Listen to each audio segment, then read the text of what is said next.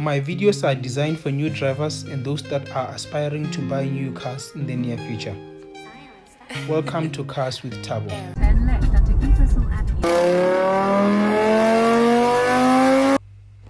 So I've decided to start reviewing cars and more about cars. And I just thought, what better way to start than to start with one of the current trending cars, which is the new Polo Vivo. The people's car, the people's starter pack, the Mr. Price and the ShopRite of all the cars in South Africa at the moment.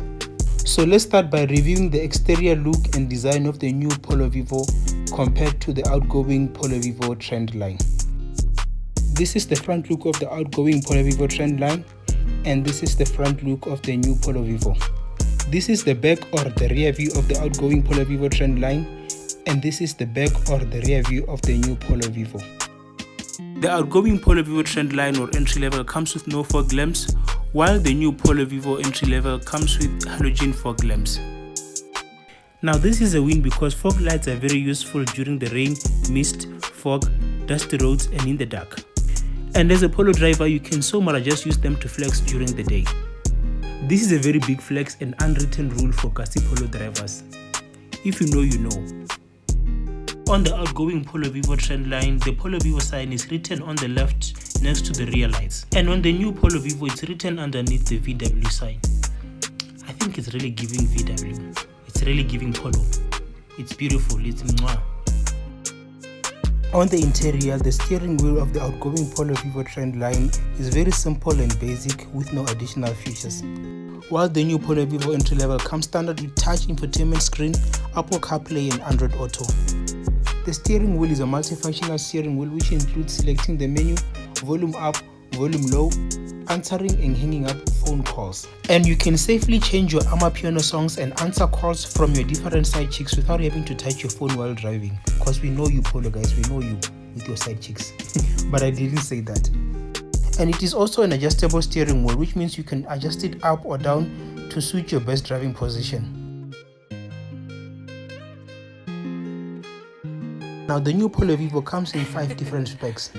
The entry level, which is the Polo Vivo, then the second Polo Vivo Life, Polo Vivo Life Tiptronic, Polo Vivo Style and Polo Vivo GT. I am not really sure, but I think VW is slowly doing away with the trend line, comfort line and high line specs. I could be right, I could be wrong. The new entry level Polo Vivo costs 266,600 rands. While the top of the range model Polo Vivo GT goes up to 356,000 rands.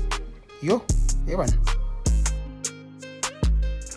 On this new Polo Vivo entry level, you're looking at a 1.4 liter engine which produces 55 kilowatts of power output and 130 Newton meters of torque. I don't know about you guys, but here I kind of feel like they either did us dirty, they are running behind with new technological trends, or they're just playing smart with us. Like, batla lagare nanje.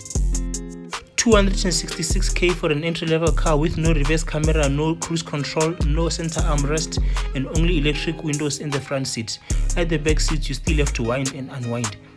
This car still produces the exact same power as the outgoing model, and it's less power than its competitors, the Suzuki Baleno.